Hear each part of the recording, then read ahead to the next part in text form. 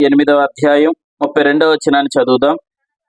తన సొంత కుమారుని అనుగ్రహించుటకు వెనుకు తీయక మన అందరి కొరకు ఆయనను అప్పగించినవాడు ఆయనతో పాటు సమస్తమును మనకెందుకు అనుగ్రహింపడు. పరిశుద్ధుడైన తండ్రి, నీకు స్తోత్రాలు. ఈ రాత్రి నాయన మీరు ఏం మాట్లాడతారని ఆశపడుతున్నాం. నీ వాక్కు చేత మా హృదయాలను తృప్తిపరిచి వాగ్దాన రూపకమైన వాక్యాన్ని మాకు అనుగ్రహించి మాకు ఆదరణ, నెమ్మది, క్షేమాభివృద్ధినిచ్చి పంపమని, మీ రొట్టెల చేత మమ్మల్ని తృప్తిపరచమని యేసు పరిశుద్ధ ఘనమైన నామమున స్తుతిస్తూ ముందుకి కొనసాగుతున్నాం. పరమ తండ్రి, ఆమేన్. ప్రభు మహాకృపను బట్టి మనం ఈ 2 దినాలుగా ప్రభు యొక్క పునరుద్ధానాన్ని గురించిన సత్యాలు, ప్రభు అయిన యేసుక్రీస్తు ప్రభుల వారు ఆయన మరణించి సమాధి చేయబడి ఆయన 3వ దినమున ఆయన తిరిగి లేచారు. అయితే ప్రభు లేచాడు అని అనుటకు ఆయన చూపించిన రుజువులు, యేసుక్రీస్తు ప్రభుల వారు ఆయన చెప్పిన ప్రకారంగానే లేఖనాల ప్రకారం ఆయన మనందరి పాపముల కొరకు ఆయన అప్పగించబడ్డాడు. లేఖనముల ప్రకారంగానే ఆయన సమాధి చేయబడ్డాడు. లేఖనముల ప్రకారంగానే ఆయన 3వ దినాన మరలా తిరిగి లేచాడు. దేవునికి స్తోత్రం. పేతురుకి కనబడ్డాడు, యాకోబు కనబడ్డాడు, అటు తర్వాత 500 మందికి ఒక్కసారే కనబడ్డాడు. కడపటి కాలమందు పుట్టిన అకాలమందు పుట్టిన నాకు కూడా ఆయన కనబడ్డాడని పౌలు గారు చెప్పారు. కాబట్టి చూచిన వారు చెప్పిన సాక్ష్యం ఏంటంటే, యేసుక్రీస్తు ప్రభుల వారు సమాధిలో లేరు. యేసుక్రీస్తు ప్రభుల వారు సమాధిలో నుండి ఆయన బయటకు వచ్చాడు. దాని బైబిల్ ఏం చెప్పిందంటే, మరణము యేసు ప్రభుని బంధించలేకపోయింది. మరణము యేసు ప్రభుని బంధించలేకపోయింది. అందుకే మరణంతో ప్రభు ఇలా చెప్పాడు, ఓ మరణమా నీ విజయం ఎక్కడా, ఓ మరణమా నీ ముల్లెక్కడా. అంటే మరణాన్ని ఆయన ఏం చేశాడు? ఓడించాడు. ప్రభు స్తోత్రం. మరణాన్ని ప్రభు ఓడించాడు. మన రాజు మరణాన్ని ఓడించాడు. కాబట్టి ప్రభు సమాధిలో నుండి ఆయన లేచాడు అని అనుటకు మొట్టమొదటిగా సమాధి దగ్గరికి వెళ్ళిన వారు ఎవరు అని అంటే కొందరు స్త్రీలు వెళ్ళారు. మగ్దలేని మరియా, యేసుక్రీస్తు ప్రభుల వారి యొక్క తల్లిగా పిలువబడిన మరియా, మరొక మరియా, ఇలా కొంతమంది స్త్రీలు సమాధి దగ్గరికి వెళ్ళారు. వారు ఏమనుకుంటున్నారంటే ప్రభు యొక్క సమాధిలోనే ఉన్నాడు అని అనుకుంటున్నారు. ప్రభు సమాధిలో ఉన్నాడు అనుకొని వారు ఏం చేస్తున్నారంటే సుగంధ ద్రవ్యములను తీసుకొని యేసు ప్రభుల వారి యొక్క దేహానికి పూయాలని వెళ్తున్నారు. కానీ ఇంతకీ వారు వెళ్తుండగా ఇలా ఆలోచిస్తున్నారు. ఏమని ఆలోచిస్తున్నారంటే, మనం చూస్తే బలహీనులం కదా, మనం చూస్తే స్త్రీలము కదా, ఆ సమాధి ఎదుట ఏదైతే రాయి ఉంచారో ఆ రాయిని దొర్లించడం కష్టం కదా అని అనుకుంటున్నారు. అంటే ఆ రాయిని ఎవరు దొర్లిస్తారు? మన బలహీనులం, ఆ రాయిని ఎవరు దొర్లిస్తారు అని అనుకుంటుంటే, ఎప్పుడైతే స్త్రీలు సమాధి దగ్గరికి వెళ్ళారో వీరు వెళ్ళే సమయానికి అక్కడ రాయి దొర్లించబడుట వీళ్ళు చూశారు. దేవునికి స్తోత్రం. సమాధి దగ్గర ఉన్న రాయి ఏమైంది? దొర్లించబడింది. వారు తొంగు చూశారు. తొంగు చూస్తే ఖాళీ సమాధి వారికి కనబడింది. దేవునికి స్తోత్రం. ఏం కనబడింది? ఖాళీ సమాధి కనబడింది. అప్పుడు ఒక దూత వచ్చేలా చెప్తుంది, మీరు సజీవుడైన దేవుణ్ణి మీరు మృతులలో ఎందుకు వెతుకుచున్నారు? ఆయన ఆల్రెడీ లేచి ఉన్నాడు, ఆయన ఇక్కడ లేడు, ఆయన లేచి ఉన్నాడు అని దూత ఆ స్త్రీలకు చెప్పగానే వారు ఆశ్చర్యపడ్డారు. అంటే స్త్రీలు యేసు ప్రభు లేచాడు అనడానికి రుజువుగా వాళ్ళు ఏం చూశారు? ఖాళీ సమాధి చూశారు. అంటే ఏం దొర్లించబడుట చూశారు? రాయి దొర్లించబడుట చూశారు. రాయి దొర్లించబడుట అనే అనుభవాన్ని చూసినప్పుడు ఆ స్త్రీలకు అర్థమైంది, యేసు ప్రభు సమాధిలో లేడు, ఆయన సమాధిలో నుండి తిరిగి లేచాడని అర్థమైంది. దేవుని స్తోత్రం. హల్లెలూయా. కాబట్టి ఈ విషయాన్ని కాస్త ఈ స్త్రీలు ఎక్కడ తీసుకుని వెళ్ళారు? ఊరిలోని తీసుకుని వెళ్ళారు. ఊరిలోని తీసుకుని వెళ్ళి యేసు ప్రభుల వారి శిష్యులుగా పిలువబడుతున్న పేతురు, యాకోబు, యోహాను, ఆంద్రేయ, నతానియేలు ఎవరైతే ఉన్నారో వారందరి దగ్గరికి వెళ్ళేలా చెప్తున్నారు, ఇదిగో ప్రభు లేచాడు, ప్రభు లేచాడు, ప్రభు లేచాడు. మీకు ఎలా తెలుసు? మేము వెళ్ళాం, మేము ఖాళీ సమాధిని చూసొచ్చాం. ఆ సమాధిలో యేసు ప్రభు లేడు, ఆయన దేహం మాకు కనబడలేదు, అని వారు చెప్పగానే వెంటనే పేతురు పరిగెట్టుకుంటూ వెళ్ళాడు సమాధి దగ్గరికి. ఆ సమాధి దగ్గరికి వెళ్ళి చూస్తే సమాధి దగ్గర ఉన్న రాయి దొర్లించబడి ఉండగా అతను చూశాడు. కానీ అతనికి ఒక ఆధారం దొరికింది.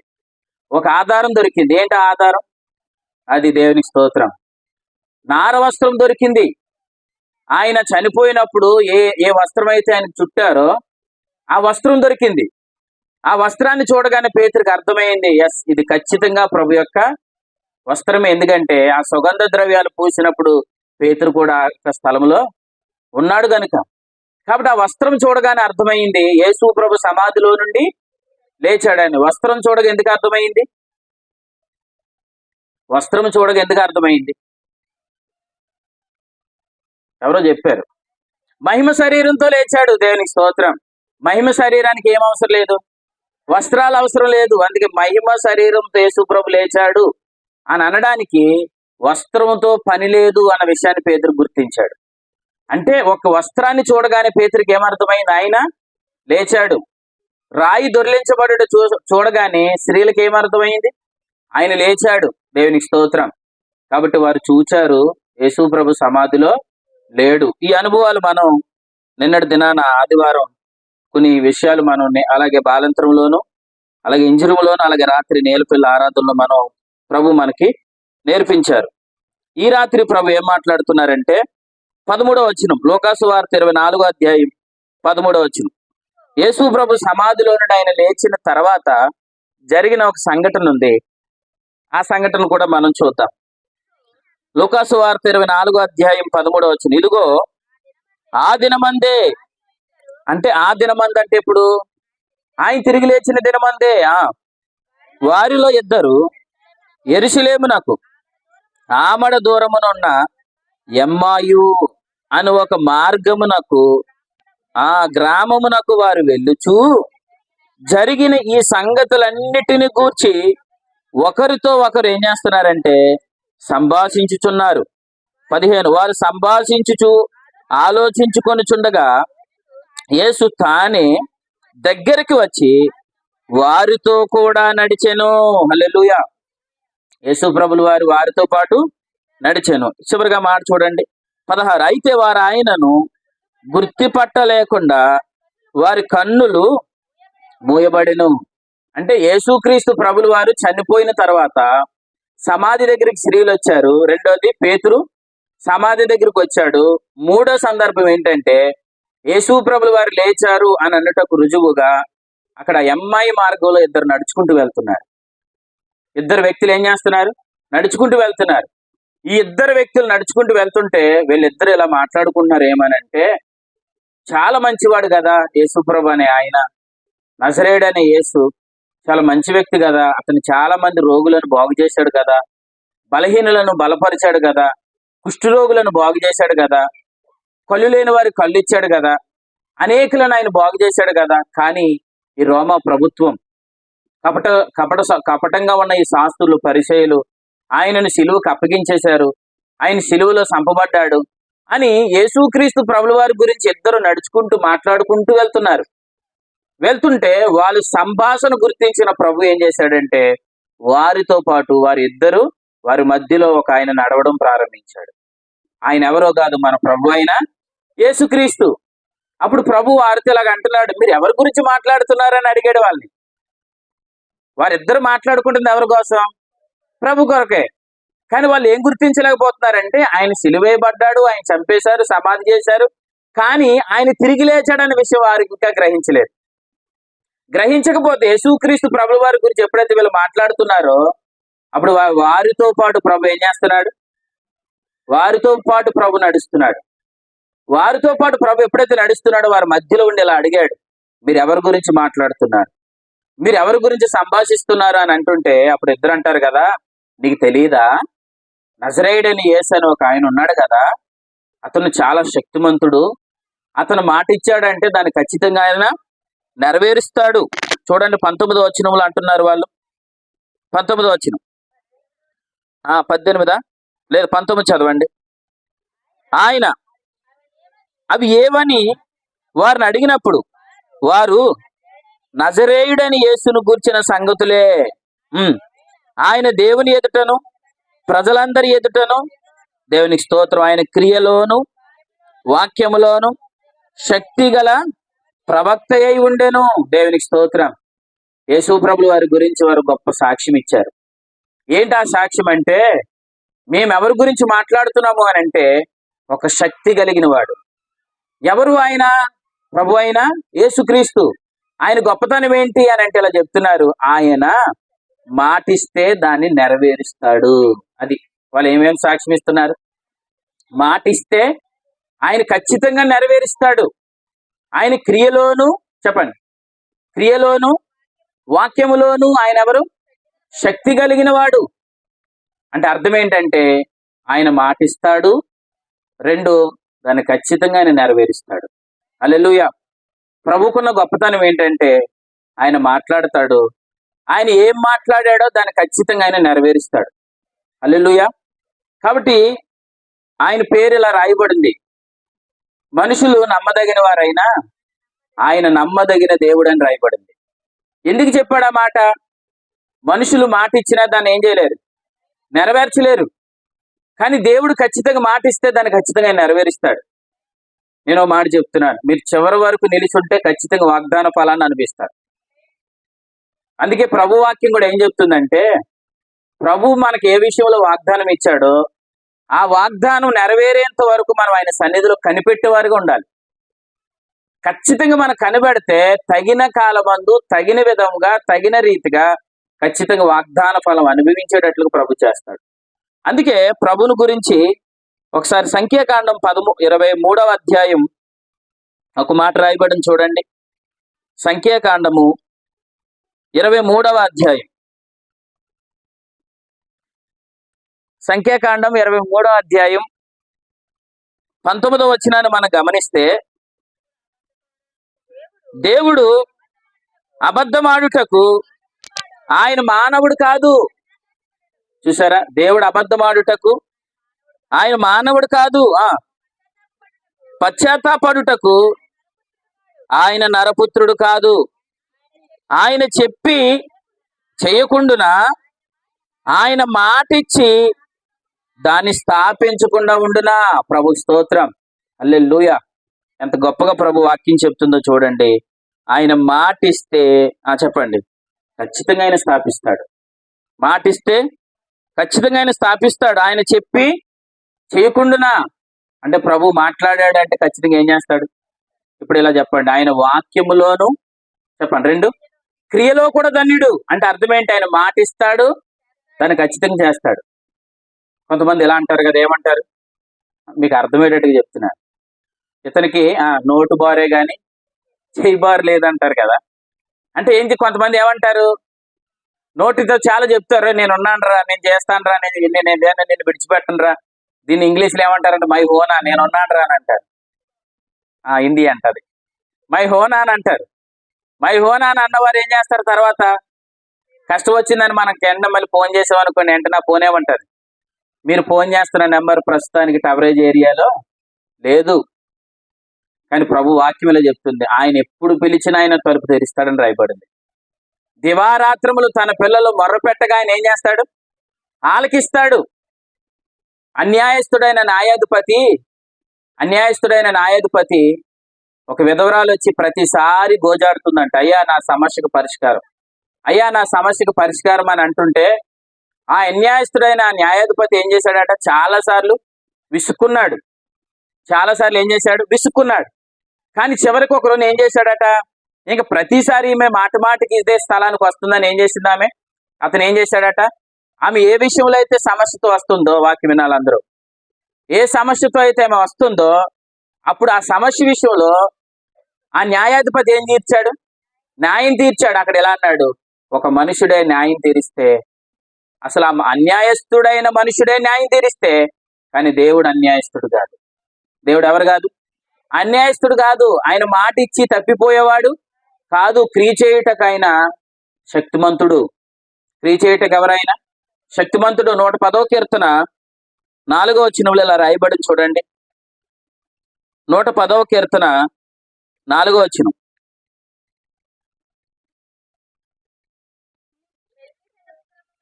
ఆ, అవును. యెహోవా ప్రమాణం చేశాడు. దేవునికి స్తోత్రం. ప్రభు ఏం చేశాడు? ప్రమాణం చేశాడు. ప్రభు ఏం చేశాడు? ప్రమాణం చేశాడు. కానీ దాని విషయంలో ప్రభు ఏం చేయడు? మాట తప్పడు. మిమ్మల్ని ఒక ప్రశ్న అడుగుతాను. ప్రమాణం చేయడం అంటే అర్థం ఏంటి? మాట ఇవ్వడం. మీకు అర్థమయ్యేటట్లు చెప్పండి. ప్రమాణం చేయడం అంటే ఏంటి? ఒట్టేయడం. హల్లెలూయా. ఏంటి చెప్పండి? ప్రమాణం అంటే ఏంటి? ఒట్టేయడం. చాలా మంది ఏమంటారు? రే ఒట్టురా, నీకు ఖచ్చితంగా ఇస్తాను రా అని అంటారు. రే ఒట్టురా అని అంటారు. ఆ ఒట్టు కూడా ఎవరి మీద వేస్తారు అని అంటారు. కొంతమంది ఎవరి మీద ఒట్టేస్తారు చెప్పండి? మీరు చెప్పినా చెప్పకపోయినా చెప్పినా, మీరు చిన్నతనంలో పెన్సిల్ తీశారని ఎవరైనా అడిగితే ఏం చెప్పారు? అది మా అమ్మ మీద ఒట్టు, మా నాన్న మీద ఒట్టు అని అంటారు. ఎందుకు మా అమ్మ మీద ఒట్టు, మా నాన్న మీద ఒట్టు అని ఎందుకన్నారు చెప్పనా? నా మీద ఒట్టురా అంటే నమ్మడు కాబట్టి. నా మీద ఒట్టురా అని అంటే నమ్మడు కాబట్టి ఎవరి మీద ఒట్టేస్తారు?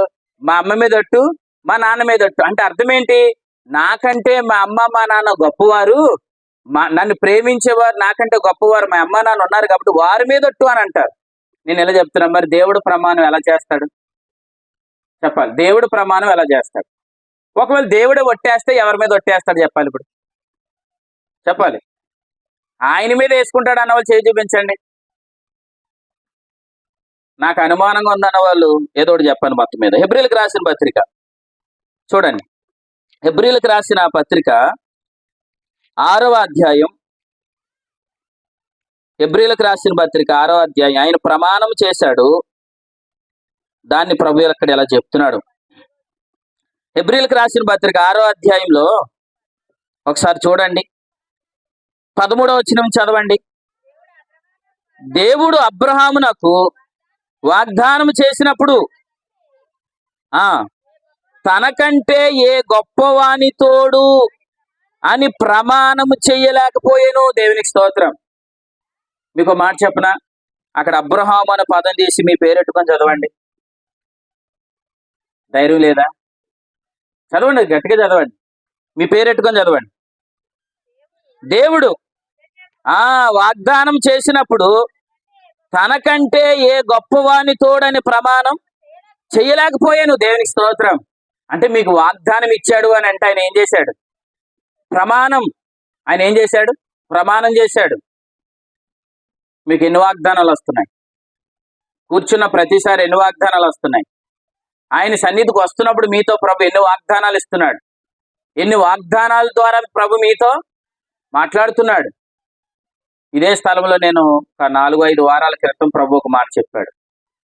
ఆయన ఇచ్చిన వాగ్దానాల విషయంలో ఆయనకి ఏముందని చెప్పాను? జ్ఞాపకం ఉంది. ప్రభుకి ఏముంది? జ్ఞాపకం ఉంది. అంటే ప్రభు ఏం చేస్తున్నాడంటే ఆయన స్థిరత్వం కలిగిన వాడు. మనకు చేసిన వాగ్దానాల విషయంలో ఆయన ఎప్పుడు చేశాడు, ఎక్కడ చేశాడు, ఏ రోజు చేశాడు, ఏ నెల చేశాడు, ఏ సంవత్సరంలో చేశాడో కూడా దేవుడి దగ్గర లెక్క ఉంది. హల్లెలూయా. కాబట్టి ప్రభు వాగ్దానం చేసినప్పుడు ఆయనకి లెక్క ఉందా లేదా? ఉంది. ఆ వాగ్దానం ఎలా చేశాడు? ఈ రాత్రి ఆ వాగ్దానం ఎలా చేశాడు? ఇలా అంటున్నాడు, నా తోడని ప్రమాణం చేశారు అంటున్నాడు. అంటే దేవుడు నీకు ఇచ్చిన వాగ్దానం ఏదో ఆయన నిద్రలోంచి లేచినట్లుగా నీకు ఇది ఇస్తాను లేరా అన్నట్టుగా కాదు. ఆయన ఆలోచించి తన తోడని ప్రమాణం చేశాడు. తన తోడని ప్రమాణం చేసిన వాడు ఖచ్చితంగా దాన్ని నెరవేరుస్తాడు. ఎందుకు? ఆయన మాట తప్పని వాడు. ఆయన అబద్ధమాడుటకైన నరుడు కాదు. ఆయన నమ్మదగిన దేవుడు. హల్లెలూయా. కాబట్టి ఇక్కడ ఏమని రాయబడిందంటే, అబ్రహాము నాకు వాగ్దానం చేసినప్పుడు తనకంటే ఏ గొప్పవాని తోడనని ప్రమాణం చేయలేకపోయాను. అయితే ఏమైంది తర్వాత? 15వ వచనం. ఆ మాట నమ్మి అతడు ఓర్పుతో సహించి, హల్లెలూయా, ఓర్పుతో ఏం చేశాడు? సహించాడు. ఓర్పుతో ఏం చేశాడు? సహించాడు. వాగ్దానం వచ్చిందా రాలేదా? వచ్చింది. చేసింది ఎవరు? వాగ్దానం ప్రభువే. ప్రభు వాగ్దానం చేశాడు. అది అబ్రహాము నమ్మాడా లేదా? నమ్మాడు. ఎప్పుడు నమ్మాడు తెలుసా? మీరు ఆశ్చర్యపోతారు. అసలు ఆ వాగ్దానం తనకు చేసినప్పటికీ నిరీక్షణకు అసలు ఆధారం లేనప్పుడు అతను అబ్రహాము నమ్మగలిగాడు. దేవునికి స్తోత్రం. నిరీక్షణకు ఆధారం లేనప్పుడు అంటే అర్థం ఏంటి? అసలు 100% కూడా అవకాశం లేదు. 100% కూడా ఏం లేదు, అవకాశం లేదు. ఆ టైంలో అబ్రహాము నమ్మాడని చెప్పాడు. మనం ఎప్పటి వరకు నమ్మాలి వాగ్దానాన్ని? చెప్పాలి. చివరి వరకు అంటే మన పరిస్థితులన్నీ చేజారిపోతున్నాయి అని అనేటప్పుడు కూడా నువ్వు వాగ్దానాన్ని నమ్మగలగాలి. ఆమేన్. ఎప్పటి వరకు? నిరీక్షణకు ఆధారం లేనప్పుడు. చూడండి, మాట చూపిస్తాను, ఇక్కడికి మరల వద్దాం. రోమపత్రిక 4వ అధ్యాయం, రోమిలికి రాసిన పత్రిక 4వ అధ్యాయం 18వ వచనం. అక్కడ ఇలా రాయబడి చూడండి, 2వ లైన్లో, నిరీక్షణకు ఆధారం లేనప్పుడు అతడు నిరీక్షణ కలిగి నమ్మెను. దేవునికి స్తోత్రం. అంటే ఏమి లేదట, ఆధారమే లేదు, అవకాశమే లేదు. కానీ అబ్రహాము నమ్మాడు. దేవుని మాటను మనం నమ్మే కృప దొరుకును గాక. అంతే. ప్రభు మనతో మాట్లాడాడంటే ఖచ్చితంగా దీన్ని ప్రభు జరిగిస్తాడు. ఖచ్చితంగా దీన్ని జరిగిస్తాడు. ఎందుకు ఇలా అనుకోవాలి మనం? ఇది జరిగించడానికి నాలో ఏముంది, నా వెనకాల ఇది కాదు. అసలు వాగ్దానం చేసిన వాడు శక్తిమంతుడు. అంతే. నోవాహుతో ప్రభు ఇలా చెప్పాడు. ఏమన్నాడు? జలప్రలయం భూమి మీదకి రాబోతుందని. జలప్రలయం భూమి మీదకి రాబోతుంది అన్నప్పుడు ఆకాశం వైపు చూస్తే ఏమున్నాయి? చుక్కలున్నాయి. ఆకాశం వైపు చుక్కలు ఉన్నప్పుడు కూడా అబ్రహాము దేన్ని నమ్మాడు? నోవాహు దేన్ని నమ్మాడు? దేవుని మాటను నమ్మాడు.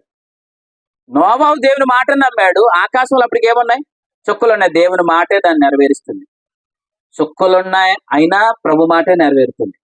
నీకు మాట చెప్తాను, వినండి. మనం అనుకున్న దాన్ని కొంతమంది ఆపేయాలని ప్రయత్నం చేసినా దేవుడిచ్చిన వాగ్దానమే జరుగుతుంది. వాగ్దానమే జరుగును గాక. ఎందుకు? వాగ్దానం చేసిన వాడు నమ్మదగిన వాడు, ఆయన మాట తప్పడు. ఎందుకంటే తన తోడని ఏం చేశాడు? ప్రమాణం చేశాడు. నువ్వు నిరీక్షణ లేనప్పుడు కూడా నమ్ము. నిరీక్షణ లేనప్పుడు కూడా నమ్మే కృప మన అందరికి దొరుకును గాక. కాబట్టి అబ్రహాముకి నిరీక్షణ లేదు, అసలు నమ్మడానికి అవకాశమే లేదు. ఎంత అవకాశం లేదు? చాలా మంది, కొంతమంది డాక్టర్లు ఇలా అంటారు, హాస్పిటల్ ఏమంటారంటే కనీసం 1% అవకాశం ఉన్నా మేము బ్రతికించేది వండి అని అంటారు. కానీ ప్రభు అంటాడు, నీకు 1% అవకాశం లేకపోయినా కూడా నువ్వు నమ్ము అంటాడు. 1% అవకాశం లేకపోయినా నువ్వు నమ్ము. ఎందుకంటే నిరీక్షణకు ఆధారం లేనప్పుడు అబ్రహాము నమ్మాడు. ఇలా రాయబడింది, అబ్రహాము నమ్మాడు, ఓర్పుతో, చెప్పండి, సహించాడు, వాగ్దాన ఫలాన్ని పొందాడు. ఆమేన్. వాగ్దాన ఫలం నువ్వు ఖచ్చితంగా పొందుతావు. నువ్వు ఓర్పు కలిగి ఉండంతే. ఓర్పు కలిగి ఉండు, సహించు. ఎంతకాలం? వాగ్దానం నెరవేర్చబడే కాలం ఉంది. ఆ కాలం ఖచ్చితంగా వస్తుంది. ఆ కాలంలో ఖచ్చితంగా ఆయన ఇచ్చిన వాగ్దానాన్ని నెరవేరుస్తాడు. ఆ కాలం వచ్చేంత వరకు మనం ఆగాలి లేదా? ఆగాలి. కాలం రాకుండా మధ్యలో మనం తప్పిపోతే, చెప్పండి, ఆ వాగ్దానం నెరవేర్చే కాలం ఒకటి ఉంది కదా, కాలం వచ్చేంత వరకు మనం ఏం చేయాలి? స్థిరంగా ఉండాలి. దాన్ని ప్రభు ఇలా చెప్పాడు. చూడండి, ఆదికాండము 21వ అధ్యాయంలో, ఆదికాండము 21వ అధ్యాయం, ఆదికాండము 21వ అధ్యాయం, ఆయన క్రియలోను వాక్యములోను ఆయన శక్తిమంతుడు. ఆయన మాటిస్తే దాన్ని ఆయన తప్పువాడు కాదు. వాగ్దానం చేసిన వాడు దాన్ని ఖచ్చితంగా నెరవేరుస్తాడు. అందుకు ప్రభు ఇలా చెప్తున్నాడు. 21వ అధ్యాయం 21వ అధ్యాయం 2వ వచనం చదవండి. ఆ పై వచనం చదవండి. యెహోవా తానిచ్చిన మాట చొప్పున సారాను గూర్చి చేసెను. ఎట్లనగా దేవుడు అబ్రహాముతో చెప్పిన నిర్ణయ కాలం. దేవునికి స్తోత్రం. ఏ కాలం అంటే దేవుడు ఆల్రెడీ ఏమి నిర్ణయించాడు? ఒక కాలం. అంటే అర్థం ఏంటి? ఏ కాలంలో ఆ వాగ్దానాన్ని దేవుడు చెయ్యాలో టయాన్ని దేవుడు ఏం చేశాడు? నిర్ణయించాడు. మీలో ఎంతమంది నమ్ముతున్నారు? విత్తుటకు సమయం కలదు, కోయుటకు సమయం కలదు అన్నాడు. వాగ్దానం విత్తినవాడు దాని ఖచ్చితంగా కోతకాలం వచ్చేంత వరకు మనం ఆగాలి లేదా? ఆగాలి. మధ్యలో మనం తప్పిపోకూడదు. అందుకు ప్రభు ఏమంటున్నాడంటే తానిచ్చిన మాట అన్నాడు. రెండోది ఏమన్నాడు? నిర్ణయ కాలం అని అన్నాడు. అంటే వాగ్దానం నెరవేర్చడానికి దేవుడు ఏం తీసుకున్నాడు? ఒక ఒక టైం నియమించాడు. చెప్పండి, అందరు ఏం నియమించాడు? టైం. ఆ టైం వరకు మీరు స్థిరంగా ఉండండి. ఆ టైం వరకు మీరు స్థిరంగా ఉండండి. ఆ టైం వరకు ఓర్పు కలిగి ఉండండి. ఆ టైం వరకు సహించండి. ఎందుకంటే పరిస్థితులు ఎలా కనబడతాయి? మనకి చేజారిపోయినట్టుగా కనబడతాయి. పరిస్థితులు ఎలా కనబడతాయి? చేజారిపోయినట్టుగా కనబడతాయి. ఇశ్రాయేలు ప్రజలను ఐగుప్తులోంచి బయటికి తీసుకురావడానికి దేవుడు మోసేను పంపించాడు. మోసేను పంపించి ఇలా చెప్పాడు, మోసే నువ్వు వెళ్ళు ఇశ్రాయేలు ప్రజలు విడిపించని చెప్పాడు. విడిపించమని చెప్తే వాళ్ళు నా మాట నమ్మరయ్యా అని అన్నాడు. అప్పుడు ఎలా అన్నాడు? నీ కుడి చేతిని రొమ్మును పెట్టుకోమని చెప్పాడు. కుడి చేయి రొమ్మును పెట్టగానే ఏమైంది? అది తెల్లము కుష్ఠము వలె అయ్యింది. ఇది ఒక సూచన, వెళ్ళి చూపించన్నాడు. నీ చేతిలో ఏముంది? కర్ర ఉంది, నేల మీద పాడేయని చెప్పాడు. కర్ర ఏమైంది? పామైంది. ఇది ఒక సూచన, వెళ్ళి చెప్పన్నాడు. ఈ రెండు సూచనలు పట్టుకొని వెళ్ళాడు. ఫరో ఎదురు నిలబడ్డాడు. నువ్వు ఇశ్రాయేలు ప్రజలను పోనిస్తావా పోనివ్వవా? నా ప్రభు ఇశ్రాయేలు ప్రజలను విడిచిపెట్టమని చెప్తున్నాడు అని అనగానే ఏమన్నాడు? నేను విడిచిపెట్టుటకు యెహోవా ఎవడు అని అన్నాడు. అని అనగానే అక్కడ వాదం జరిగింది. కర్రను పాడవేశాడు. ఇది పెద్ద పామైంది. అక్కడున్న మంత్రాజ్ఞులు ఏం చేశారు? వాళ్ళ చేతిలో ఉన్న కర్రలు పాడవేశారు. అవి కూడా ఏమయ్యాయి? పాములయ్యాయి. కానీ దేవుని స్తోత్రం, మోసే కర్ర పామైంది కదా, ఈ పాము ఆ పాములన్నింటిని ఏం చేసింది? మింగివేసింది. ఫరో హృదయం కఠినమైంది. అప్పుడు ఏమంటున్నాడు తెలుసా? ఇదిగో ఈ రోజు నుంచి ఇశ్రాయేలు ప్రజలకు నీళ్ళు ఇస్తున్నారా? ఇస్తున్నామయ్యా. ఈ రోజు నుంచి నీళ్ళు ఇవ్వడం మానేయండి. వాళ్ళకి గడ్డిని ఇస్తున్నారా? ఇస్తున్నామయ్యా. గడ్డి కూడా వాళ్ళకి ఇవ్వకండి. మట్టిని ఇస్తున్నారా? మట్టి ఇస్తున్నాయి. మట్టి కూడా వాళ్ళకి ఇవ్వకండి. మరి ఏం చేయమంటారు? రోజు వారు 500 ఇటుకలు చేస్తున్నారేమో, ఈ రోజు నుంచి 1000 ఇటుకలు చేయమని చెప్పానండి. గడ్డి ఇవ్వకండి, నీళ్ళు ఇవ్వకండి, ఏమి వాళ్ళకి ఇవ్వకండి అని చెప్పాడు. కష్టం పెరిగిందా తగ్గిందా? కష్టం పెరిగింది. ఇప్పుడు వీళ్ళకి ఎలా ఉంటది? మోసే దగ్గరికి వచ్చి ఏమన్నారు తెలుసా? నీకు ఒక దండమయ్యా, నువ్వు ఎందుకు వచ్చావు మాకు అర్థం అవ్వలేదు. నువ్వు వచ్చి అనవసరంగా మాకు కష్టాన్ని పెంచావు. అంటే దేవుడేమో మోసేకి మాట ఇచ్చాడు, నేను తీసుకొస్తానని చెప్పాడు. మోసేకేమో వాగ్దానం మీద నమ్మకం ఉంది. ఈ ప్రజలందరూ ఏమనుకుంటున్నారు? నువ్వు వచ్చే మాకు సమస్య పెరిగింది, నువ్వు వచ్చిన తర్వాతే సమస్య ఎక్కువైంది. ఇంకో ఇప్పటి వరకు నీళ్ళు ఇచ్చేవారు, ఇప్పుడు నీళ్ళు కూడా లేవు. ఇప్పటి వరకు మట్టి ఇచ్చేవారు, ఇప్పటి వరకు మట్టి కూడా లేదు. ఇప్పటి వరకు కొయ్యకాలు ఇచ్చేవారు, అది కూడా ఇప్పుడు మాకు లేదు. నీవు వచ్చిన కాంచి మాకు సమస్య పెరిగింది అని అన్నారు. నేను ఇలా అంటున్నాను, కొన్ని సందర్భాల్లో సమస్య పెరిగినా చివరికి అంతిమ విజయం మోసేదే దక్కింది. హల్లెలూయా. అంటే వాళ్ళు ఏం చూస్తున్నారు? పరిస్థితులు చూస్తున్నారు. కానీ మోసే ఏమన్నాడు తెలుసా? లేదు లేదు, మీరు భయపడకండి, నన్ను పంపించిన వాడు ఉన్నవాడు అనువాడు. హల్లెలూయా. నన్ను పంపించిన వాడు ఎవరు? ఉన్నవాడు అనువాడు. వాగ్దానం చేసిన వాడు దాన్ని ఖచ్చితంగా నెరవేరుస్తాడు. ఫరో సైన్యము కూడా మిమ్మల్ని ఆపలేదు అని చెప్పాడు. ఫరో సైన్యము కూడా మిమ్మలను ఆపలేదని చెప్పాడు. కానీ వాళ్ళు భయపడుతున్నారు. అప్పుడు ఇలా అన్నాడు మోసే, మీకు మాట చెప్తాను వినండి. వాళ్ళు మిమ్మల్ని ఎంత శ్రమ పెట్టినా, వారు మీ దగ్గర ధనాన్ని తీసేసుకున్నా, మీరు మీ చేత వారు వెట్టి సాకిరీ చేయించుకున్నా, కానీ ప్రభు మాత్రం ఒక మాట చెప్పాడయ్యా. ఏం చెప్పాడు ప్రభు అంటే? ఇలా అన్నాడు, మోసే మీరెవ్వరు ఒట్టి చేతులతో బయటకు వెళ్ళరని చెప్పాడు. ఏమన్నాడు? ఒట్టి చేతులతో మీరు బయటకు వెళ్ళరు, మీరు ఐగుప్తులోంచి బయటకు వచ్చినప్పుడు సర్వ సమృద్ధి కలిగి వెళ్తారని చెప్పాడు. హల్లెలూయా. మరి ఎలా వెళ్ళారు? బయటికి వెళ్ళి వచ్చినప్పుడు, ఐగుప్తు నుంచి బయటకు వచ్చినప్పుడు ఎలా వచ్చారు? ఐగుప్తులోకి వెళ్ళి వాళ్ళు ముక్కు పుడకలు కూడా లాక్కొచ్చేసారంటే, ఇది మాది, ఇది మాది. మెల్ల ఉన్నది కూడా లాగిపడేశారంట, ఇది మాది. మొత్తం వాళ్ళు ఇంకా ఇశ్రాయేలు ప్రజలు వారి ఇంట్లో యొద్దకు వెళ్ళి వారి యొద్ద ఉన్న ధనం అయితేనేమి, వెండి అయితేనేమి, బంగారం అయితే సమస్తం తీసుకుని వచ్చారు. వీళ్ళు తీసుకొని వస్తుంటే వినండి, కుక్కలు కూడా వాళ్ళు చూసి మొరగలేదంట. ఏం మొరగలేదు?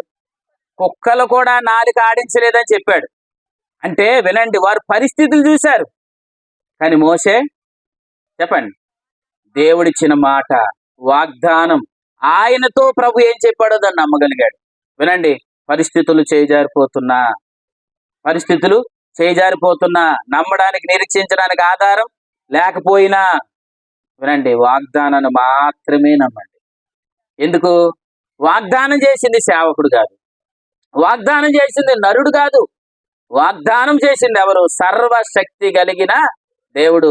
ఇచ్చిన దాన్ని నెరవేర్చుటకు ఆయన సర్వశక్తిమంతుడు. కాబట్టి ఆయన మాట తప్పేవాడు కాదు. కానీ మధ్యలో మనల్ని ఏం చేయొద్దు అంటున్నాడు? పరిస్థితుల వైపు చూస్తే మనం ఏమైపోతాం? కదిలిపోతాం.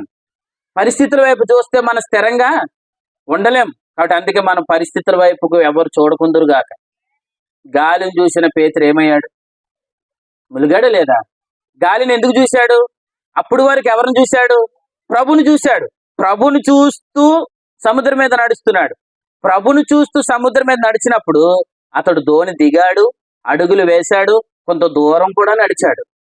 కానీ కొంచెం దూరం నడిచిన తర్వాత వినండి, ప్రభు మాటను చూడవలసిన వాడు, వాగ్దానాన్ని చూడవలసిన వాడు, ప్రభు వైపు చూడవలసిన వాడు గాలిని చూశాడని రాయబడింది. దేన్ని చూశాడు?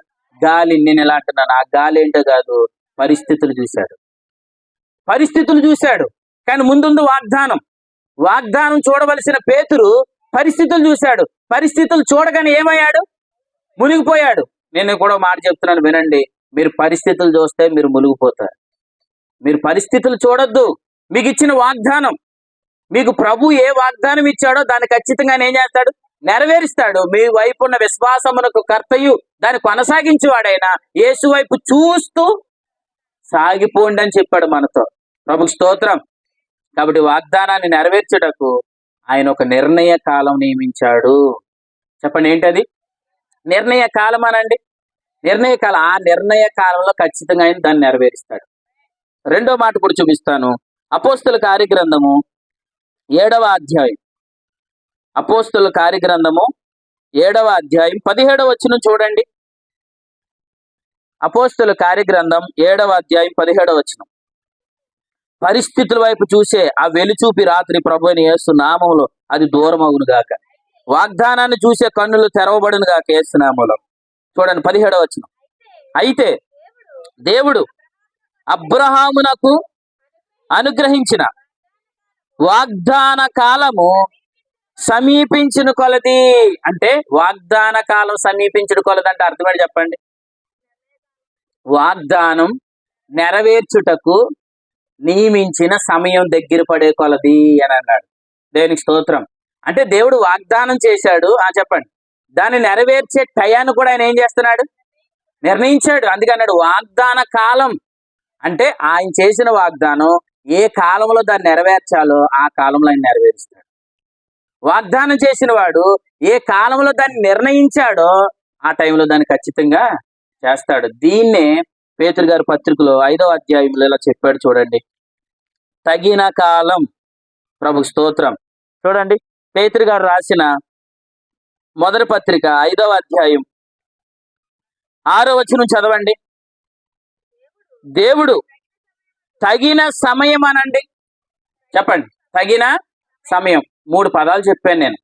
ఒకటేంటి? నిర్ణయ కాలం.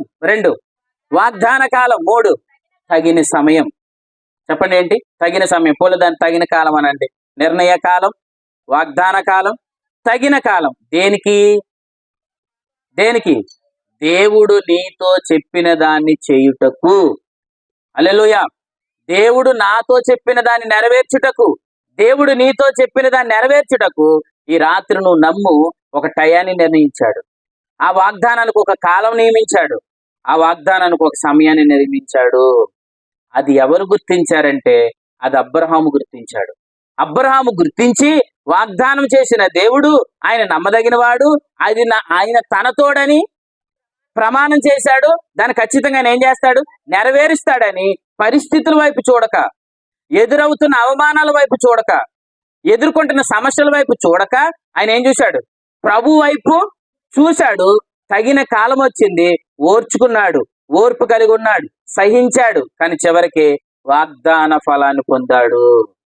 హల్లెలూయా. మీరందరూ వాగ్దాన ఫలం పొందుదురుగాక. అర్థమైందా? కాబట్టి మధ్యలో మీరు ఓర్పు కలిగి ఉండవలసిన దినాలు వస్తాయి. ఏమొస్తాయి?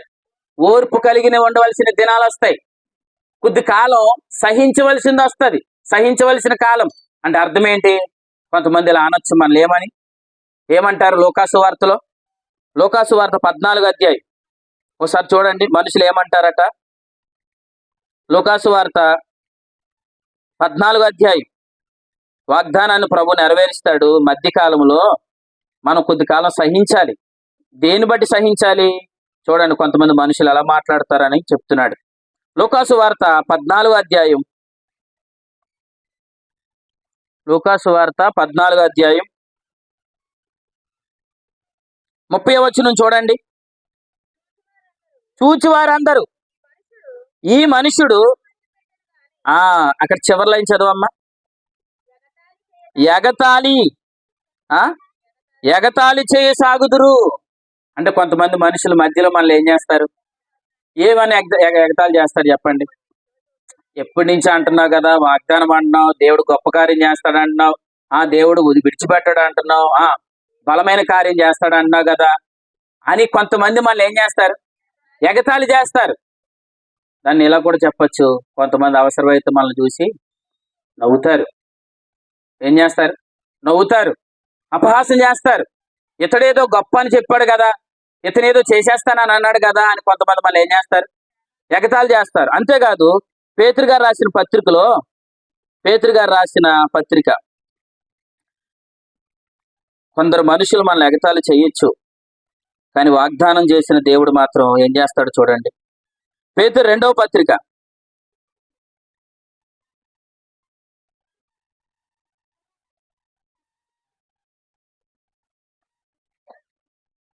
పేతురు రాసిన 2వ పత్రిక 3వ అధ్యాయం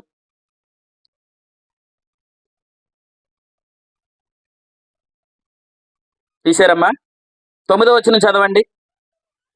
కొందరు ఆలస్యమని ఎంచుకొనినట్లు ప్రభు తన వాగ్దానమును గూర్చి ఆలస్యము చేయవాడు కాదు. అంటే కొందరు ఏమంటారట? కొందరు ఏమంటారు? సౌజన్యానికి దేవుడు వాగ్దానం చేశాడు అన్నావు కదా, మరి దేవుడు ఎందుకు ఆలస్యం చేస్తున్నాడు అని అడుగుతారు. జాను, నీకు వాగ్దానం చేశాడు అన్నావు కదా దేవుడు, మరి ఎందుకు నీ జీవితంలో ఎందుకు జరుగుతుందని అడుగుతారు. అమ్మా ఏమంటారు? దీవెన, దేవుడు నీతో మాట్లాడాడు, దేవుడు నాకు వాగ్దానం ఇచ్చాడు అన్నావు కదా, మరి నీకెందుకు ఈ పరిస్థితులు జరుగుతున్నాయి, నీకెందుకు ఈ ఇబ్బందులు వస్తున్నాయి, నీకెందుకు ఈ సమస్య వస్తుంది అని కొందరు మనల్ని ఎగతాళి చేస్తారు. కానీ వినండి, ఆ పరిస్థితులు అంటున్నాడు నువ్వు సహించాలి. ఏం చేయాలి? సహించాలి. ఆ పరిస్థితుల్లో నువ్వు ఓర్చుకోవాలి అని అన్నాడు. ఓర్చుకుంటే, సహిస్తే వాగ్దాన ఫలం పొందుతావు. హల్లెలూయా. కాబట్టి ఇప్పుడు వాళ్ళు ఏదో అపహాసం చేశారని, లేదంటే ఎగతాళి చేశారని మనం కదిలిపోతే, చెప్పండి, కదిలిపోతే వాగ్దాన ఫలాన్ని మనం పొందలేం. వాగ్దాన ఫలం ఏం చేయలేం? పొందలేం. మీకు మాట చెప్పనా, వాగ్దానం ఉంది, అది ఖచ్చితంగా దేవుడు మన ఎడల నెరవేరుస్తాడు. వాగ్దానం నెరవేర్చబడిన తర్వాత కలిగే ఆనందం ఎలా ఉంటుంది? చాలా ఉన్నతంగా ఉంటుంది. కానీ ఎలా అంటున్నాను, వాగ్దానం చేయబడింది, ఆ వాగ్దానం నువ్వు పొందకపోతే ఆ తర్వాత నువ్వు ఏడ్చినా గానీ అది మరలా నీ చేతికి రాదు. అర్థమైందా? యాషావు ఏడ్చాడా లేదా? తర్వాత ఏడ్చాడు, కానీ మరలా అతనికి దొరికే అవకాశం, చెప్పండి, తర్వాత అతను దొరికిందా? దొరకలేదు, అతను కదిలిపోయాడు. కానీ రాత్రి ప్రభు చెప్తున్నాడు, ఆయన నీకు మాట ఇచ్చాడు, దాన్ని ఖచ్చితంగా నెరవేరుస్తాడు. నువ్వేమాత్రం కదిలిపోకు, పరిస్థితుల వైపుకు చూడకు, మనుషులు ఏం మాట్లాడుతున్నారో చూడకు, మనుషులు చేసే అపహాసం వైపు చూడకు. ప్రభు ఏం చెప్పాడో అది ఖచ్చితంగా దేవుడు నెరవేరుస్తాడు. నువ్వు మాత్రం ఓర్పు కలిగి సహించు. ఆ సమయము కొంతకాలమే. చెప్పండి, ఎంతకాలం? కొంతకాలమే. ఆ తగిన సమయం రాబోతుంది, నిర్ణయ కాలం రాబోతుంది, వాగ్దాన కాలం రాబోతుంది, తగిన కాలం రాబోతుంది. ఖచ్చితంగా అందరికి బుద్ధి చెప్పే రోజు కూడా రాబోతుంది. మీరు నమ్మండి, 2 చేతులైతే ప్రభు స్తోత్రం చెప్పండి. ఖచ్చితంగా ప్రభు చూపిస్తాడు. ఆయన మనల్ని అపహాసం చేయించేవాడు కాదు, మనల్ని ఆయన సిగ్గుపరిచేవాడు కాదు. కాబట్టి ఖచ్చితంగా ప్రభు దాన్ని నెరవేరుస్తాడు. ఒకటి మాత్రం మీరు నమ్మండి, ఎవరి ఎదుట మనం అపహాసించబడ్డామో వారి ఎదుటనే దేవుడు కనపరుస్తాడు. అర్థమైందా? ఏ నోరు ఒక రోజు తప్పుగా మాట్లాడిందో ఆ నోటి ద్వారా ఒక రోజు నేను కనపరిచేటట్లుగా ప్రభు చేస్తాడు. ప్రభు స్తోత్రం. ఎందుకంటే ఆయన మన ద్వారా ఆయన ఏం తెచ్చుకోవాలనుకుంటున్నాడు? మహిమ ఘనత తెచ్చుకోవాలనుకుంటున్నాడు. చూడండి, ఎఫెసీయులకు రాసిన పత్రికలో ఎఫెసీయులకు రాసిన పత్రిక మొదటి అధ్యాయం, ఎఫెసీయులకు రాసిన పత్రిక మొదటి అధ్యాయం 12వ వచనం చదవండి. ఎఫెసీయులకు రాసిన పత్రిక మొదటి అధ్యాయం 12వ వచనం. దేవుడు తన చిత్త ప్రకారమైన సంకల్పాన్ని బట్టి మనలను ముందుగా నిర్ణయించి ఆయన యందు స్వాస్యముగా ఏర్పరిచెను. ఆయన తన చిత్తానుసారముగా చేసిన నిర్ణయం చొప్పున సమస్త కార్యములను, దేవునికి స్తోత్రం, సమస్త కార్యములను ఏం చేస్తున్నాడు? జరిగిస్తున్నాడు. ఎందుకు? 14వ వచనంలో చెప్పాడు చూడండి, దేవుని మహిమకు కీర్తి కలుగుటకై. హల్లెలూయా. అంటే ఆయన సమస్త కార్యాలు ఎందుకు చేస్తాడు? అది ఆయనకి కీర్తి కలగాలి, నీ ద్వారా ఆయనకి మహిమ కలుగును గాక. ఎందుకు అసలు మన ప్రభు ఎందుకు పిలిచాడు చెప్పండి? మన ద్వారా ఆయన మహిమ తెచ్చుకోవడానికి పిలిచాడు. నేను మాట చెప్తాను, ఇప్పుడు మన ద్వారా ఆయనకు మహిమ రావాలంటే మన ఎడల సమస్త కార్యాలు జరగాలి. ఆ సమస్త కార్యాలు ఆయన జరిగిస్తాడు. అర్థమైందండి? సమస్త కార్యములను ఆయన జరిగిస్తాడు. మన ద్వారా దేవుడు ఏం తెచ్చుకుంటాడు? మహిమ తెచ్చుకుంటాడు. మీకు మాట చెప్తాను, యోహాను సువార్త 9వ అధ్యాయంలో పుట్టుకతో ఒక గుడ్డివాడు ఉంటాడు. పుట్టుకతోనే అతని కళ్ళు ఏమయ్యాయి? పుట్టుకతోనే అతను కళ్ళు పోయాయి. కానీ ఒకరోజు శిష్యులు వచ్చి అడుగుతారు, ప్రభువా, ఇతను గుడ్డివాడిగా పుట్టడానికి ఇతని తల్లిదండ్రులు ఏమైనా పాపం చేశారా అని అడిగారు. అప్పుడు యేసుప్రభులు వారు అన్నారు, లేదు లేదు, మీరు తప్పుగా ఆలోచిస్తున్నారు.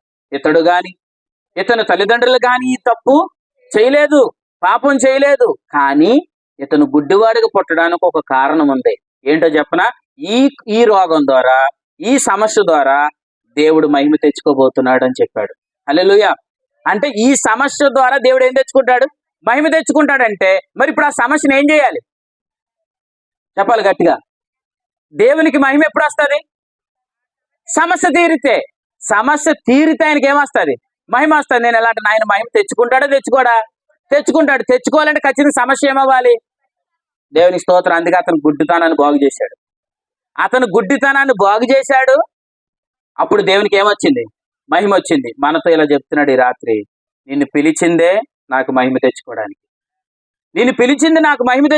అంటున్నాడు. మరి మన ద్వారా ఆయన మహిమ రావాలంటే నేను ఇలా అంటున్నా, మనం ఈ రోగంలోనే ఉండి, మనం ఈ సమస్యలోనే ఉండి, మనం ఈ ఇబ్బందుల్లో ఉంటే ఆయనకు మహిమ వస్తుందా? ఖచ్చితంగా రాదు. ప్రభు నేను ఇలా చెప్తున్నా వినండి, 100 సరే ఖచ్చితంగా ఆయన మన ద్వారా మహిమ తెచ్చుకుంటాడు. ఆయన మహిమ తెచ్చుకుంటాడు అని అంటే ఖచ్చితంగా ఆయన మనల్ని గణపరుస్తాడు. గణపరచడం అంటే అర్థం ఏంటి చెప్పనా? మనం ఏ విషయంలో ఇబ్బంది పడుతున్నామో ఆ విషయంలోనే దేవుడు మనకి ద్వారం తెరుస్తాడు. అర్థమైందా? స్త్రీలు ఏమనుకున్నారు? ఇది ఎంత పెద్ద రాయో అని అనుకున్నారు. కానీ ప్రభు ఆ రాయిని తప్పించాడు. ఆ రాయిని ఏం చేశాడు? తప్పించాడు లేదా? తప్పించాడు. ఆయన మనకు రుజువులు చూపిస్తాడు. ప్రభు ఏం చూపిస్తాడు? రుజువులు. కానీ వాళ్ళు ఏమనుకున్నది? చాలా పెద్ద రాయి అనుకున్నారు. దీని తీయడం ఎవరి వల్ల కాదు అని అనుకున్నారు. కానీ దాన్ని కూడా ప్రభు తప్పించాడు. ఈ రాత్రిలో చెప్తున్నాడు, అన్ని సమస్యలు బాగానే తీరిపోయాయి కానంటే ఈ సమస్య అయితే తీరేటట్లుగా లేదంటే నువ్వు అనుకోవద్దు. ఆ రాయిని కూడా ప్రభు ఈ రాత్రి తప్పించగలడు. ఆమేన్. ఎందుకంటే ఆయన నమ్మదగిన దేవుడు. ఖచ్చితంగా ఆయన వాగ్దానం చేసిన దాన్ని నెరవేరుస్తాడు. ఆయన ఎంత మాత్రం మాట తప్పేవాడు కాదు. నీ ద్వారా ఆయన మహిమ తెచ్చుకుంటాడు. అసలు నిజంగా ఒక మాట చెప్తానండి, ప్రభు మనకు రక్షణ ఇవ్వడమే గొప్ప. అంతేనా? ప్రభు మనకి ఏమి ఇవ్వడం గొప్ప? రక్షణ ఇవ్వడమే గొప్ప. ప్రభు మనల్ని కుమారులుగా చేసుకోవడమే గొప్ప. పరిశుద్ధాత్మ దేవుణ్ణి మన హృదయంలోని పంపడమే గొప్ప. మన హృదయాన్ని కడగడమే గొప్ప. నిన్ను నీతిమంతునిగా చేయడమే గొప్ప. నీకు మాట చెప్పనా? మనల్ని అందరిని ఆయన కుడిపార్శ్వము కూర్చుని పెట్టుకోవడమే గొప్ప. మీరు నా కుమారులు అని పిలవడమే గొప్ప. మీరు నా సొత్తైన ప్రజలు అని పిలవడమే. నేను మాట చెప్పనా? దీనికంటే అద్భుతాలు చాలా చిన్నవి. కుమారుడిగా చేసుకోవడం అనేది చాలా పెద్ద ప్రాసెస్. కానీ చాలా పెద్ద ప్రాసెస్నే తన కుమారుని పంపించి ఏం చేశాడు? సులువు చేశాడు. అంటే ప్రభు ఏమంటున్నాడంటే, నీ కొరకు నా కుమారుణ్ణే ఇచ్చేశాను. అంటే అర్థం ఏంటి? మనల్ని రక్షించడం కొరకు, మన నరకంలోంచి తప్పించడం కొరకు, మన నీతిమంతులుగా చేయడం కొరకు, మన పరిశుద్ధులుగా చేయడం కొరకు, ఆయన సొత్తైన ప్రజలుగా చేసుకోవడానికి, మనందరి క్రీస్తుతో పాటు కూర్చుండబెట్టుటకు ఆయన కుమారుణ్ణే బలిగా అప్పగించాడా లేదా? అప్పగించేశాడు. సిలువలో యేసుప్రభు మాట్లాడిన మాటలు 7 మాటల్లో ఒక మాట ఏంటి? దేవా దేవా నా చెయ్యి ఎందుకు విడిచితివి? ఎలా విడిచితివి? ఇప్పుడు అదే మాట ఒకవేళ మనం వెళ్ళి అడిగామనుకోండి, ప్రభువా నీ కుమారుని చెయ్యినే విడిచిపెట్టేశావు కదా, నువ్వు ఎందుకు విడిచిపెట్టేశావు ప్రభువా అని అడగండి. రాత్రి మీరు ప్రార్థన చేసినప్పుడు ప్రభు ఇలా చెప్తాడు, మేరీ రత్నం నీ కొరకే అని చెప్తాడు. సౌజన్య, నీ కొరకే. సారోన్ గారు, మీ కొరకే నా కుమారుణ్ణి సిలువకు అప్పగించాను. మీ కొరకే నా కుమారుని సిలువకు అప్పగించాను. మీ కొరకే నా కుమారుని చంపించేసుకున్నాను. ఇష్టం లేదా ప్రభువా? యేసుప్రభు నీకు ఇష్టం లేదా అని అంటే ఆయన అంటాడు, ఎందుకు ఇష్టం లేదు? నా ప్రియ కుమారుడు, అద్వితీయ కుమారుడు, జ్యేష్ఠ కుమారుడు అన్నాడు. జ్యేష్ఠ కుమారుడు, అద్వితీయ కుమారుడు, ప్రియ కుమారుడు అన్నాడు. ప్రియ కుమారుడినే మన కొరకు ఇచ్చేశాడు. ఎందుకో చెప్పనా? నిన్ను ఆయన కుమారుడుగా చేసుకోవడానికి, నిన్ను ఆయన బిడ్డగా చేర్చుకోవడానికి. ఇప్పుడు ఆయన నిలబడేలా అంటున్నాడు, ఒక్కసారి నువ్వు ఆలోచించు. నిన్ను నీతిమంతునిగా చేయడం కొరకు, నిన్ను నా బిడ్డగా చేసుకోవడం కొరకు నా ఏకైక జ్యేష్ఠ అద్వితీయ ప్రియ కుమారుడిని నీ కొరకు నేను ఇచ్చేసాను కదా, మరి నీకు సమస్తాన్ని ఎందుకు ఇవ్వను అని అడిగాడు. నా కుమారునే నీకు ఇచ్చేసినప్పుడు సమస్తాన్ని నీకు ఎందుకు ఇవ్వను అని అడుగుతున్నాడు. అడిగాడా? రండి, రోమిలకు రాసిన పత్రిక, రోమీలకు రాసిన పత్రిక, ఇందాక మీరు వాక్యపట్నంగా చదివారు కదా, అక్కడికి రండి. రోమిలకు రాసిన పత్రిక 8వ అధ్యాయం 32వ వచనం. తన సొంత కుమారుణ్ణి అనుగ్రహించుటకు వెనుక తీయక అందరి కొరకు ఆయనను అప్పగించాడు. యేసు ప్రభుని సిలువకు అప్పగించాడా లేదా? అప్పగించాడు. ఎవరి కోసం? మన కొరకు. మన కొరకు ఏం చేశాడు? సిలువకి అప్పగించాడు. ఇది కష్టమా సులువా? చాలా కష్టం. అసలు ఆయన కుమారుడిని మన కొరకు ఏం చేశాడు? అప్పగించిన వాడు. ఆయనతో పాటు సమస్తమును మనకెందుకు అనుగ్రహించు. నువ్వెందుకు అనుకుంటున్నావు సమస్య తీరదని? నువ్వెందుకు అనుకుంటున్నావు దీంట్లోంచి బయటకు రాలేనని? నువ్వెందుకు అనుకుంటున్నావు ఇది ఇంకా నాకు చచ్చిపోయేంత వరకు నన్ను వదలదని? నువ్వెందుకు అనుకుంటున్నావు నా జీవితంలో సుఖం కలగదని? కానీ ప్రభు అంటున్నాడు, లేదు లేదు లేదు, నీ కొరకు నా కుమారుని ఇచ్చాను కాబట్టి సమస్తాన్ని బాగు చేస్తాను. నీ కొరకు నా కుమారుని ఇచ్చాను కాబట్టి సమస్త విషయంలో నేను నిన్ను బాగు చేస్తాను. ప్రభు అంటున్నాడు, సమస్తాన్ని నేను ఎందుకు ఇవ్వను? ఖచ్చితంగా ప్రభు ఇస్తాడు. మీకు మాట చెప్తాను, ఇశ్రాయేలు ప్రజలను ఎర్ర సముద్రం దాటించాడా లేదా? దాటించాడు. ఎర్ర సముద్రం పెద్దదా? యోర్దాను నది పెద్దదా? చెప్పాలి. ఎర్ర సముద్రమే పెద్దది. యోర్దాను అనేది నది, చిన్న నది. ఎర్ర సముద్రం అనేది పెద్దది. దేవుడు ఎర్ర సముద్రాన్నే ఏం చేశాడు? దాటించాడు. ఎర్ర సముద్రాన్నే దాటించినప్పుడు యోర్దాన్ అనే చిన్న నదిని కూడా ఆయన నిన్ను దాటింపజేస్తాడు. అర్థమవుతుందా? ఎర్ర సముద్రాన్ని దాటించిన వాడే యోర్దాన్ అనే చిన్న నదిని కూడా దాటిస్తాడు. అసలు యోర్దాను అనేది ఏంటి చెప్పనా? నీ సమస్యకు పరిష్కారం. ఎర్ర సముద్రం అనేది చెప్పనా? పాపానికి పరిష్కారం. పాపానికి పరిష్కారమే ఎర్ర సముద్రం. ఎర్ర సముద్రాన్నే దాటించిన వాడు యోర్దాన్ అనే నీ చిన్న సమస్యను దాటించడానికి ఖచ్చితంగా ఆయన సమర్థుడు. అర్థమైందా? కానీ కొంతమంది ఏం చేశారు? యోర్దాను దాటలేకపోయారు. ఎందుకు దాటలేకపోయారు? తమ సామర్థ్యంతో యోర్దాను దాటాలనుకున్నారు, యోర్దాను దాటలేకపోయారు. అంటే సామర్థ్యంతో ఎందుకు దాటాలనుకున్నారు? వాగ్దానాన్ని నమ్మలేదు, తమ సామర్థ్యం ద్వారా ప్రయాణం చేయాలనుకున్నారు. వినండి, రాత్రి మీరు వాగ్దానాన్ని బట్టి మాత్రమే నడవండి. వాగ్దానాన్ని చూస్తూ నడవండి. ఖచ్చితంగా మీకు యోర్దాన్ అనే చిన్న సమస్యను కూడా ప్రభువే దాటిస్తాడు. ఎలా దాటిస్తాడు చెప్పనా? నీ చేయి పట్టి నదిని దాటింపజేస్తాడు. హల్లెలూయా. కాబట్టి ఎర్ర సముద్రాన్ని దాటించిన వాడే చెప్పండి, యోర్దాను కూడా దాటిస్తాడు. నీకు కుమారుని ఇచ్చిన వాడే సమస్తాన్ని ఇస్తాడు. సమస్తాన్ని ఇస్తాడు.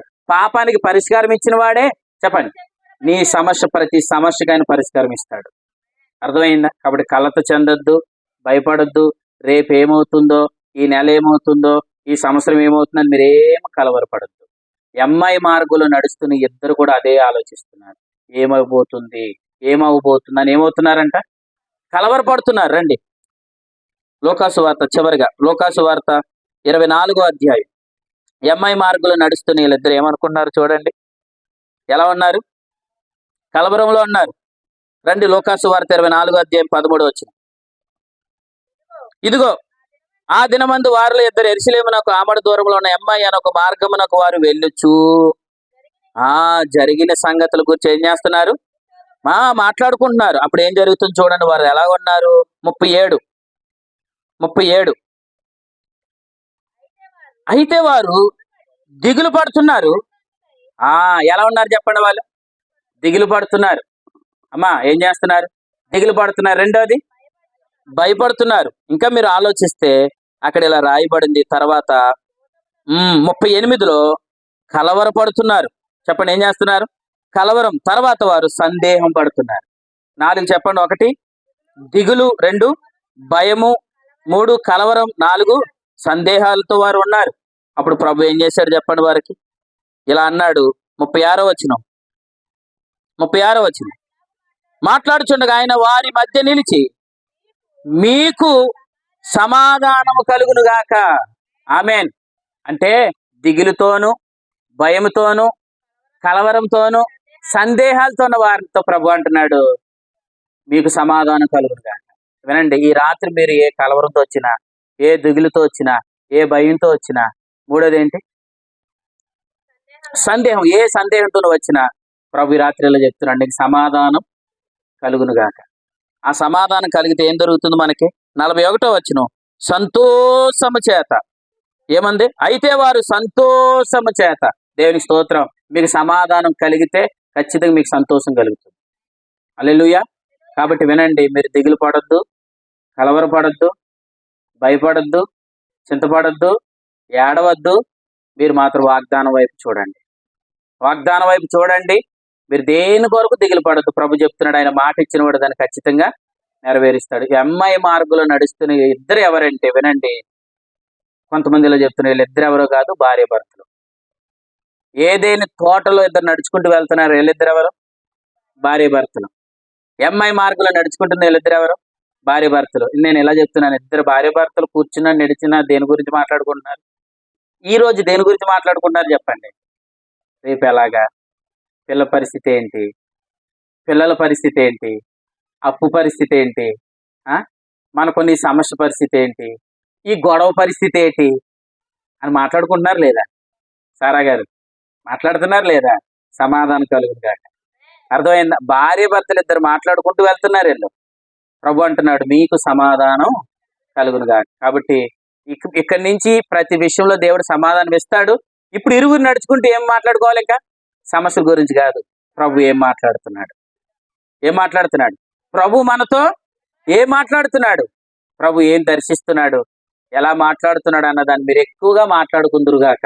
సమస్య కోసం మాట్లాడే అనుభవం పోవునుగాక. వాక్యం కొరకు మాట్లాడుకునే అనుభవం మీకు అందరికీ కలుగునుగాక. ప్రభు ఖచ్చితంగా సమస్తాన్ని బాగు చేస్తాడు. ఆయన నమ్మదగిన దేవుడు. ఈ రాత్రి ప్రభు చెప్తుంది ఏంటంటే, అమ్మాయి మార్గంలో నడుస్తున్న ఇరువురికి సమాధానం లేదు. కలవరంలో ఉన్నారు, దిగులులో ఉన్నారు, సందేహంలో ఉన్నారు. కానీ నేను ఎలా అంటున్నాను, ఆ భార్య భర్తలు ఇద్దరికి దేవుడు సమాధానం ఇచ్చారు. అర్థమైందా? మీరు కలవరంలో ఉన్నా, మీరు ఏ దిగుల్లో ఉన్నా, మీరు ఏం భయపడుతున్నా ప్రభు అంటున్నాడు ఖచ్చితంగా ఆయన మీకు సమాధానం ఇస్తాడు.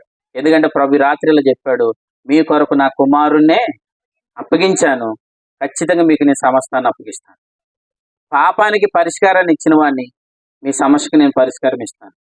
ఎర్ర సముద్రాన్ని నేను దాటింపజేసిన వాడిని ఖచ్చితంగా యోర్దాను కూడా దాటింపజేస్తాను. కానీ ప్రభు వైపు చూడండి, వాగ్దాన కాలం రాబోతుంది, ఆ నిర్ణయ కాలం రాబోతుంది, ఆ తగిన కాలం రాబోతుంది. ఎవరో ఎగతాళి చేశారనో అపహాసం చేశారనో వాగ్దానములో నుండి తప్పిపోకండి. అర్థమవుతుందా? వాగ్దానములో నుండి తప్పిపోకండి. అలా తప్పిపోతే యాసావు వాళ్ళ ఏడవాళ్ళ తప్ప తర్వాత మనకి ఏ ప్రయోజనం లేదు. అందుకే అబ్రహాం గారితో ప్రభు మాట్లాడుతున్నాడు ఏమని, అబ్రహాముకి ఇది నా తోడని నేను ప్రమాణం చేసి తిని. అబ్రహాం వాగ్దానాన్ని నమ్మి ఓర్చుకున్నాడు, సహించాడు, చివరికి అతను వాగ్దాన ఫలాన్ని పొందాడు. మీకు ఇప్పుడు ప్రస్తుతానికి పరిస్థితులు మీకు వేరుగా ఉన్నా ఓర్చుకోండి, సహించండి, వాగ్దానమే ఖచ్చితంగా నెరవేరుతుంది. అటువంటి కృప దేవుడు మీకు సమృద్ధిగా దయచేయను గాక. ఆమేన్. తలవంచండి ప్రార్థన. ఈ రాత్రి ప్రభు నాతో మాట్లాడారు అన్నవారు హృదయపూర్వకంగా మీరు ప్రభుని స్తుతించండి. దయచేసి ప్రభు ఒకసారి ఈ రాత్రి నీతో ఏం మాట్లాడారు, నువ్వు ఇంటికి వెళ్ళేలోగా ప్రభు నీతో ఏం మాట్లాడారు?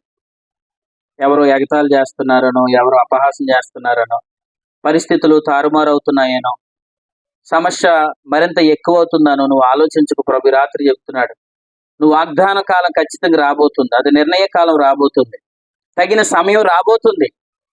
ఖచ్చితంగా ప్రభు వాగ్దానాన్ని ప్రభు నెరవేరుస్తాడు. ఆయన మాట ఇస్తే దాన్ని ఆయన నెరవేరుస్తాడు. అబద్ధమాడుటకు ఆయన నరుడు కాదు. ఆయన మాట ఇచ్చి దాన్ని ఖచ్చితంగా ఆయన దాన్ని స్థాపిస్తాడు. ఎమ్మాయి మార్గంలో నడుస్తున్న ఇద్దరు దంపతులు ఇలా చెప్తున్నారు. ఆయన మాటిస్తాడు, దాన్ని ఖచ్చితంగా ఆయన క్రియ జరిగిస్తాడు. ఆయన క్రియ జరిగిస్తాడు. ఆయన మాట్లాడితే దాన్ని ఖచ్చితంగా ప్రభు దాన్ని జరిగిస్తాడని ప్రభు ఈ రాత్రి స్పష్టంగా ప్రభు మాట్లాడుతున్నాడు. నీ మనసులో ఆ సందేహం, ఆ కలవరం, ఆ భయం, ఆ దిగులు ఈ రాత్రి ప్రభు చూశాడు. ప్రభు నీతో మాట్లాడాడు. ప్రభువా, నువ్వు నమ్మదగిన దేవుడు. అయ్యా నాయన, మేము ఇంతకాలం మా పరిస్థితుల వైపు చూస్తూ, నాయన గాలి వైపు చూస్తూ, మనుషుల వైపు చూస్తూ ఇంతకాలం మేము నిరాశపడుతున్నామేమో ప్రభువా. ఈ రాత్రి మీరు మాతో మాట్లాడారు. పరిస్థితుల వైపు చూడొద్దు అని చెప్తున్నారు. ప్రభా నాయన, మీరు మాకు ఇచ్చిన వాగ్దానం వైపు చూడండి, వాగ్దానం వైపు మాత్రమే చూడండి అని మీరు చెప్తున్నారు. నాయన, మేము నిరంతరం వాగ్దానం వైపు చూసేవారుగా మేము ముందు కొనసాగే కృపనివ్వండి ప్రభువా. ఈరోజు ఏ కుటుంబంలోనైనా ప్రతి కుటుంబం రేపొద్దున మన పరిస్థితి ఏంటి, భవిష్యత్ ఏంటి అని నాయన, ఇరువురు భార్యాభర్తలు కూర్చుంటే తమ సమస్యల గురించే మాట్లాడుకుంటున్న ఈ దినాల్లో ప్రభా నాయన, నువ్వు వాగ్దానం చేసిన దాన్ని నెరవేర్చి, ప్రభా నాయన, నీ వాగ్దానాల కొరకు, నువ్వు ఇస్తున్న వాక్యము కొరకు నిరంతరం మాట్లాడుకునే కృపనివ్వండి ప్రభువా. నాయన, నీతో ఎక్కువ సంభాషణ చేసేవారుగా, మీరు ఏం మాట్లాడుతున్నారో దాని కొరకు ఎక్కువ ఆలోచించేవారు ఉండడానికి సహాయం చేయండి. నాయన, యాకోబుతో రాహేలు ఇలా చెప్తుంది, నీతో ప్రభు ఏం మాట్లాడాడో దానినే చెయ్యు అని చెప్పినట్లుగా ప్రభు మా కుటుంబాలు నీ వాగ్దానాన్ని బట్టి, నీ మాటను కేంద్రంగా చేసుకొని మీ ముందు కొనసాగే కృపనివ్వండి. అయ్యా, మా కొరకు మీ కుమారునే ఇచ్చేశావు, సమస్తాన్ని ఇస్తానని చెప్పావు. ఎర్ర సముద్రాన్ని నేను దాటింపజేశాను, యోర్దాను కూడా దాటింపజేస్తానని చెప్పారు. పాప పరిష్కారం మీరు అనుగ్రహించాను, ఖచ్చితంగా నీ సమస్య కూడా పరిష్కారం ఇస్తానని మీరు మాతో మాట్లాడారు. ప్రభా నాయన, ఈ రాత్రి మీరు ఎవరితో ఏ విధముగా మీరు మాట్లాడారో, ఏ వాగ్దానం ఇచ్చారో ప్రతి వాగ్దానాన్ని నీ బిడ్డలు పట్టుకున్నారు. త్వరలోనే ఆ వాగ్దాన ఫలముని బిడ్డలు అనుభవించుదురుగాక. ప్రభా నాయన, మీరు ఏదైతే మాట్లాడారో దాన్ని మీరు నెరవేరుస్తారు. నీ బిడ్డలందరూ ఆ నెరవేర్పు చూచుదురుగాక. మధ్యలో నాయన ఏమాత్రం తప్పిపోకుండా స్థిరముగా, తుది వరకు స్థిరముగా వాగ్దాన ఫలం పొందేంత వరకు నాయన స్థిరంగా ఉండడానికి కృపను అనుగ్రహించండి. యాషావు నాయన మధ్యలో తప్పిపోయి నాయన తర్వాత ఏడ్చాడు, కానీ అతనికి అవకాశం లేదని మీరు చెప్పారు. నాయన, దుష్టుడు ఎవరిని మృంగుదునా అని నాయన వాడు తిరుగుతున్నాడు.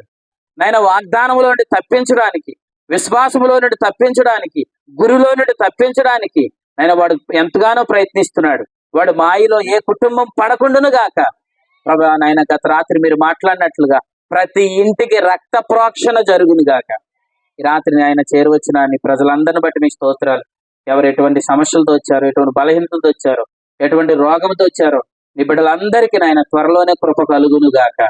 నాయన తండ్రి, ఈ దినమున తమ్ముడు జాన్ వారి కుటుంబం దగ్గర, ఆయన వారి ఇంటి దగ్గర నాయన కొడుకుని ఏర్పాటు చేయడానికి మీరు ఇచ్చిన కృపను బట్టి మీకు స్తోత్రాలు. ఆ కుటుంబం ఏదైతే నిరీక్షిస్తున్నారో తల్లిగారి యొక్క ఆపరేషన్ విషయంలో మేము ప్రార్థన చేస్తున్నాం ప్రభా. నాయన, రక్తము నాయన తక్కువగా ఉందని చెప్పారు. ప్రభువైన యేసు నామములో రక్త విషయంలో కూడా ఆ సమస్య కూడా ప్రభువైన యేసు నామములో తీర్చబడును గాక. నీ వైపు చూచే కృప కలుగును గాక. ఈ కుటుంబానికి నాయన మీరు సిద్ధపాటు చేసిన దీవెన, మేలు సమృద్ధిగా మీరు దయచేయండి. మా గ్రామాన్ని, ఈ వీధిలో ఉన్న ప్రతి కుటుంబాన్ని మీరు దీవించి ఆశీర్వదించి నడిపించమని తలలు వంచి ప్రార్థన ఏకీవించిన బిడ్డలందరిని బట్టి మీకు స్తోత్రాలు చెల్లిస్తూ, మా రక్షకుడును మీ ప్రియ కుమారుడైన యేసుక్రీస్తు ప్రభుల వారి పేరట స్తుతిస్తూ క్రీస్తునామం సమర్పించి వేడుకొని కొడుకుని ముగిస్తున్నాం పరమ తండ్రి.